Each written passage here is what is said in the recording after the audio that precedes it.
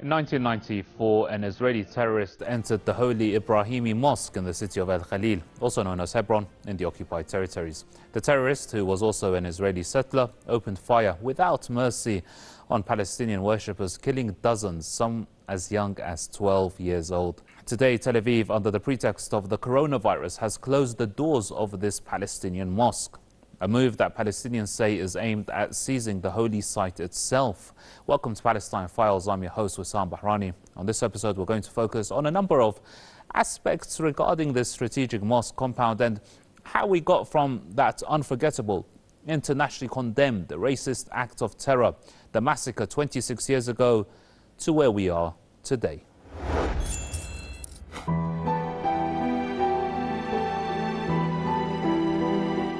Palestinians say Israel is exploiting the coronavirus outbreak to impose full control over the Ibrahimi Mosque in the occupied Palestinian city of al-Khalil. The regime's occupation forces have prevented the compound's guards and custodians from entering the shrine. In a statement, the Palestinian Ministry of Waqf and Religious Affairs said that closing the mosque is an attempt to impose full control over it, a step that could continue even after the coronavirus crisis. The ministry has called on the international community to prevent the occupation from implementing its plans of turning the mosque to a synagogue. There are fears among Palestinians that Tel Aviv is heading in this direction. Palestinians have been warning for some time now of gradual efforts by Israel to completely seize the mosque.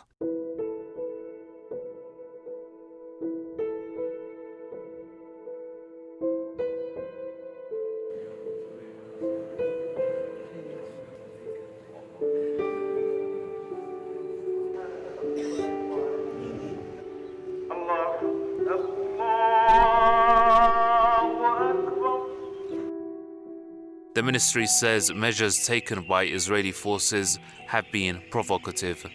Tel Aviv recently announced it has given the green light for the construction of a new Israeli project for settlers at the site to access a Jewish tomb next to the mosque. It has also announced the construction of a new settlement in al-Khalil.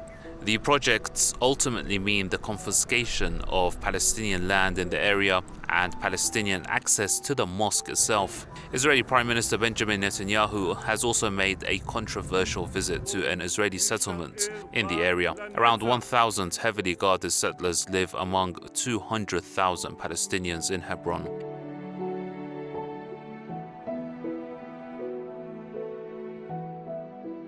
يعني نحن كمواطنين فلسطينيين غاضبون من هذا الاقتحام من قبل نتنياهو لمدينة الخليل. نحن نشعر بالاستفزاز من استخدامنا كمواطنين فلسطينيين، من استخدام مدينتنا، من استخدام مسجدنا، من استخدام ممتلكاتنا. Meanwhile, Israeli occupation forces have launched a crackdown on pilgrims in the occupied West Bank and Jerusalem al-Quds from heading to the mosque. Dozens of young men have been arrested.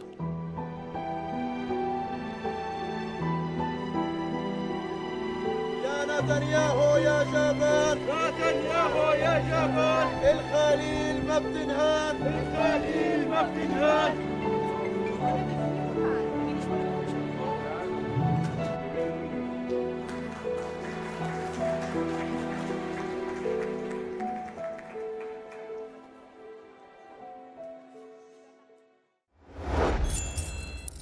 This is a hot topic on social media, and this is what you guys have posted, beginning with Ahmed Sarin, who says this is a situation that the murderous state Israel wants to do, but is always looking for an opportunity. Now he's closing the al-Ibrahimi Mosque, using the pandemic as an excuse. It may close for now, but it will not succeed in any way in the long run. Moving on to Charlotte, who says, how about we close all the temples in Israel too? That's true. This is an issue of the internationally recognized right to exercise your faith, a right that Palestinians are being violently deprived of. Craig Clark says once they take, they never give back. You know, you're right there, Craig. That is essentially the idea of Zionism. Let's move on to the next one by Nail, who says occupation Israeli Zionists are thieves by nature. Another point of view there by Nail, one that is shared by pretty much all Palestinians. And moving to the next one by Jennifer Etch, who says it's not even in Israel's jurisdiction to do so?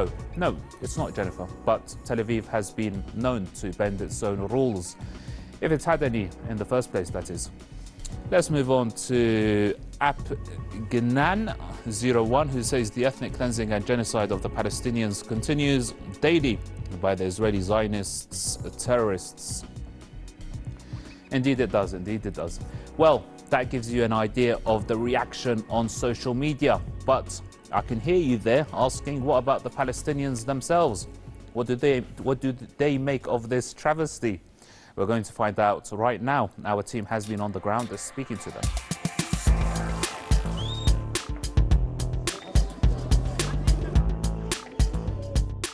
طبعا بتحاول من يعني مش من الايام هذه ولا من صبغه القرن، من قبل لكن احنا ان شاء الله بصمودنا وبوجودنا وترددنا على الحرام ان شاء الله بنفشل مخططاتهم ان شاء الله. طبعا أهداف إسرائيل هي مش بس المسجد الإبراهيمي أو الحرم الإبراهيمي، أهداف إسرائيل هي السيطرة على كامل فلسطين، وأكيد الحرم الإبراهيمي أو المسجد الإبراهيمي هو من أهم التطلعات اللي بتنظر لإسرائيل وبتحاول تسيطر عليه. إسرائيل زي ما حكينا كمان مرة بعيد وبكرر كالتالي، إسرائيل من يوم من وجدت كي تسيطر على عقول الأمة العربية في كيانها المغتصب، تقول نحن هنا موجودون. إذا بعوضة صغيرة هزت كيان الإسرائيلي مهزوز على مستوى العالم، هم قاعدين خايفين حاليا. إحنا بنتمنى من الله عز وجل إنها الناس تصحى من الغيبوبة اللي هي عايشة فيها. في الاحتلال كالتالي، شو إشي بيقدر يملك عليه بده يملك عليه بأي سيطرة، من قريب من بعيد، بنحاول كل الاتجاهات، بنحاول إنه عامة عن طريق السياسات، عن طريق العربدة والخوات، بده يمنع إنه إيش يسكر هذه الاتجاهات على المسلمين.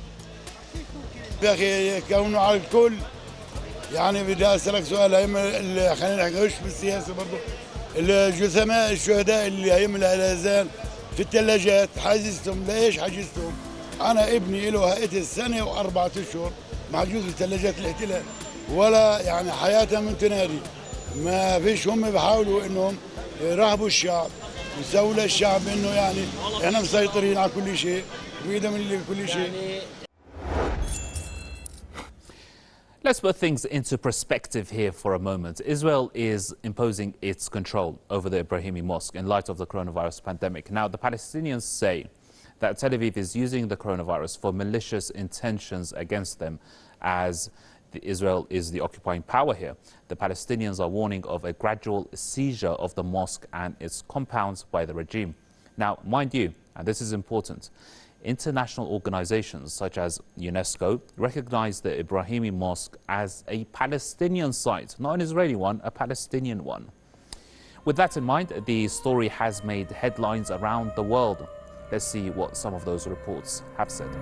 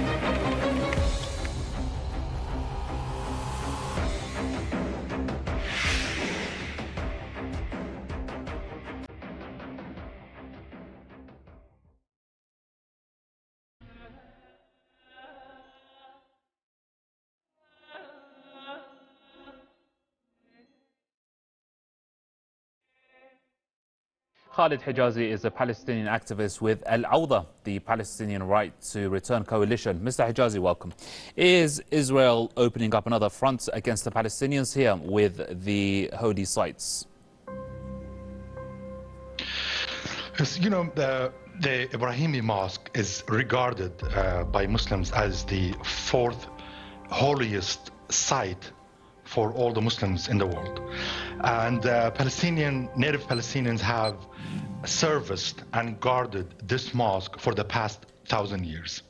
But regardless, of all of that, Israel will still, or in spite of that, Israel will use its so-called religious claim of the site in order to expand and continue its settler colonialist project in Palestine in the same manner that it behaved in Jerusalem. So, like for instance, in Jerusalem, the sacred areas in Jerusalem or the old city constitutes only 1 square kilometer.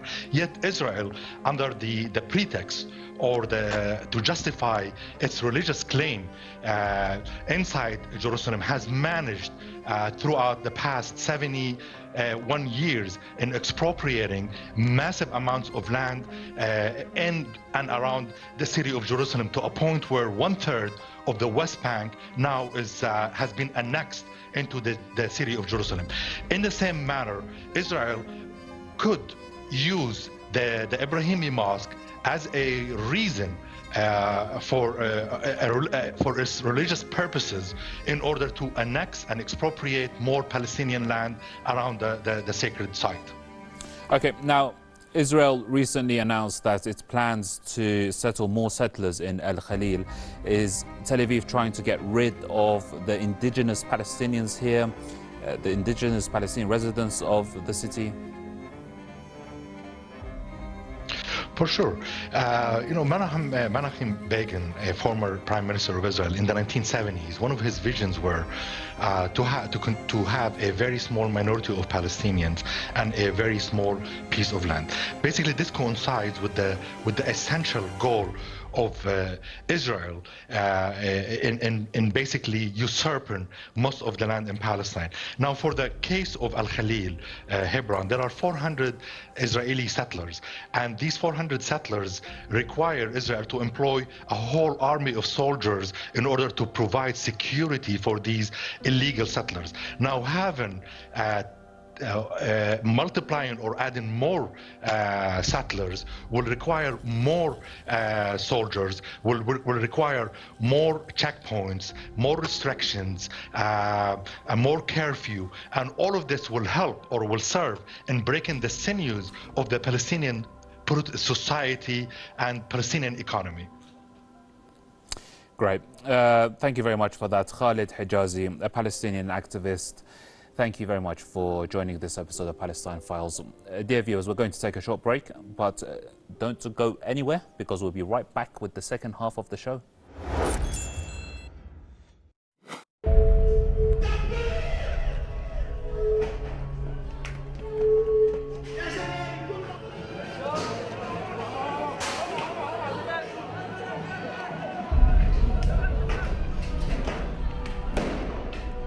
Israeli forces attack Palestinian protesters and foreign activists, calling for the reopening of al-Khalil's Shuhada or Martyrs Street.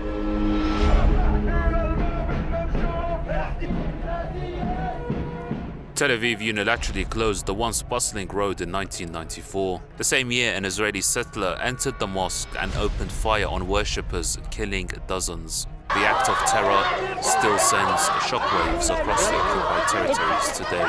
In the aftermath of the attack, the families of the victims expressed their outrage.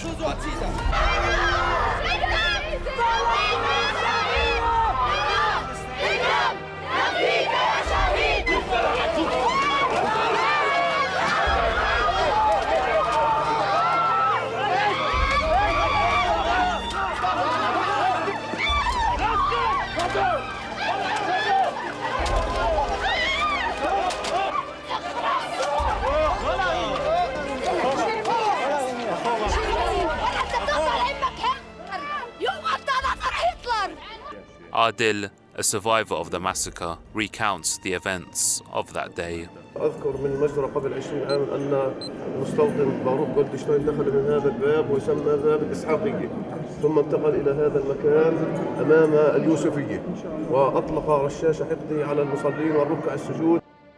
The Israeli settler shot dead 29 Palestinian civilians, among them young children. 120 Palestinians, including Muhammad, sustained injuries. أيام في حياتي كنت أعتمد على نفسي وقايم بواجبي بالاتجاه لأولادي وعائلتي وكل شيء، وأنا أصبحت يعني مشكلة على الأهل وعلى البيت وعلى الأصحاب وعلى نفسي يعني مدى أثرت فيها لهذه اللحظة. 20 سنة أنا بالإصابة بعاني منها.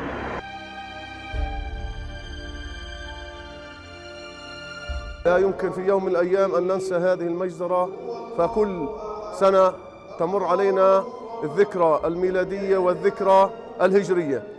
رصاص علينا هو بارود ودشتاين، ويعني كنا تفاجأنا واللي حاول الهروب للمنطقة الأمامية وشي للخلفية، وهذا اللي صار معنا. The fear is that with Tel Aviv bringing more armed Israeli settlers to squat in this flashpoint-occupied Palestinian city, another unfortunate massacre may come sooner rather than later.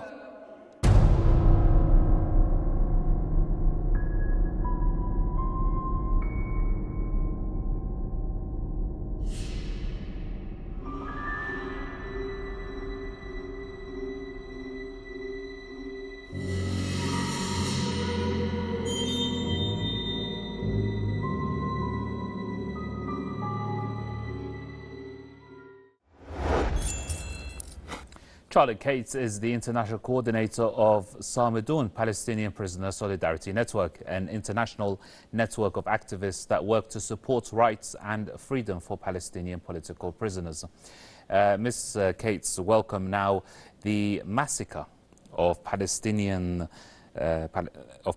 by an Israeli settler at the Ibrahimi Mosque, what precedent did this provide for the Israeli occupation? Well, the massacre in the Ibrahimi Mosque, Baruch Goldstein's massacre, was part and parcel of the series of massacres that have accompanied the Zionist colonization of Palestine from the beginning. And so it was in part setting a precedent of kind of the complete domination of the so-called settler movement within Israeli politics, but it was also just continuing the practice of the Nakba that displaced over 700,000 Palestinians. Today, there are millions upon millions of Palestinian refugees who are still denied their right to return home. And so this horrific massacre was part of the series of massacres on which the entire Israeli state was built on Palestinian colonized land. And this is something, the fact that there has been kind of an ongoing, continuing process of encouraging the settler movement. I mean, in the period since the massacre, we've seen settlements in the West Bank triple in size. And so this shows that, in fact, rather than, despite whatever condemnations were made of the massacre, by Israeli officials at the time, in reality, the practice on the ground has been further sustaining and developing the settler movement at the expense of Palestinian lives, at the expense of Palestinian land. Okay, so why hasn't the media and international community recognized Israeli terrorism from Jewish Israeli settlers or other Israelis towards the Palestinians?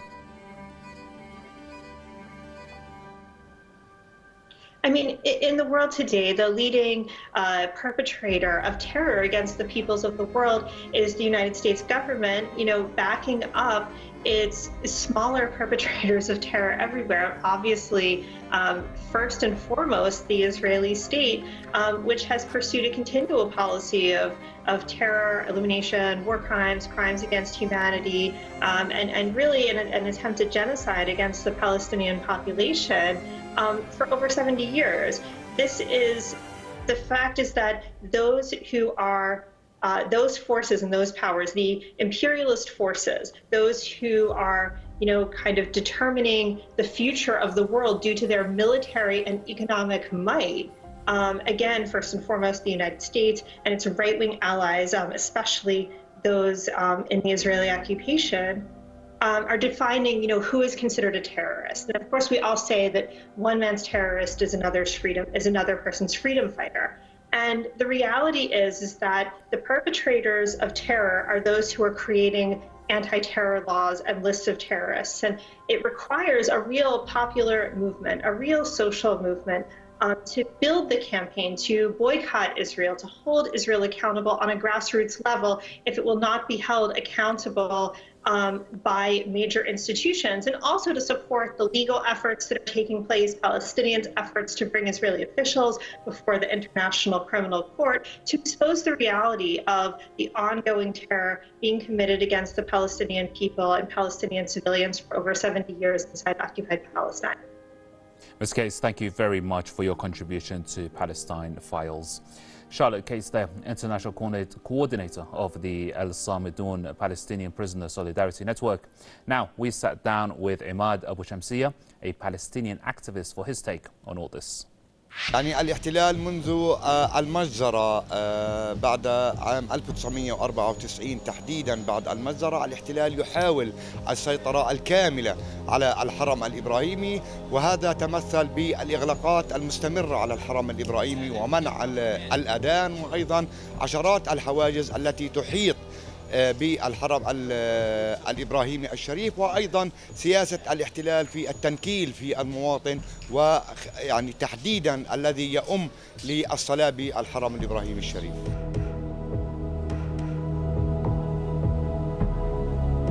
يعني لا شك أن الاحتلال منذ احتلال فلسطين وهو يسعى على تفريغ الأرض الفلسطينية من المواطن الفلسطيني، وبالتالي يسعى بكافة الطرق ومستغل كافة الظروف من أجل تنفيذ سياسة ترحيل المواطن الفلسطيني والسيطرة على الأراضي الفلسطينية.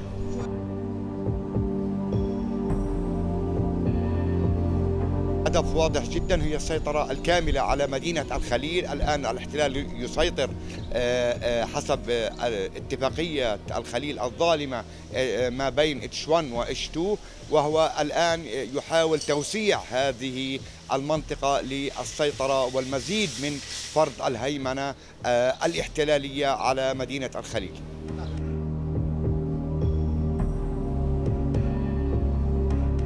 واضح من خلال النشطاء الفلسطينيين والمواطن الفلسطيني والمواطن الخليلي هو دائما التوجه إلى الأماكن المقدسة وتحديدا الحرم الإبراهيمي الشريف، رغم كل المعيقات التي ذكرناها وكل الحواجز وكل الانتهاكات التي تمارس بحق المواطن الفلسطيني، إلا أن المواطن متمسك بقدسية الحرم الإبراهيمي الشريف، وهو دائما يسعى للوصول للصلاة والرباط في الحرم الإبراهيمي الشريف. ومن سيئات أعمالنا.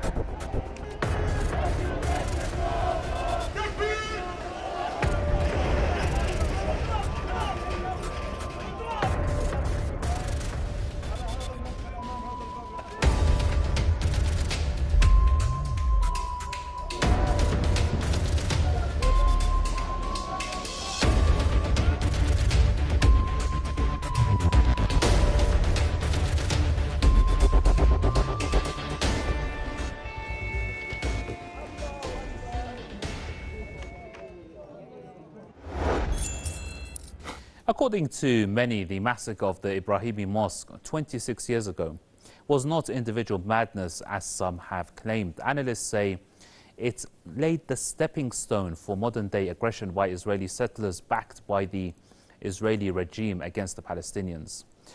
And remember that these settlers are heavily armed. They're squatting on land that belongs to its indigenous owners, the Palestinians, who own no weapons apart from a stone or a rock which they hurl on Israeli tanks, intruding their daily life. Thank you for watching Palestine Files. I'll see you next week.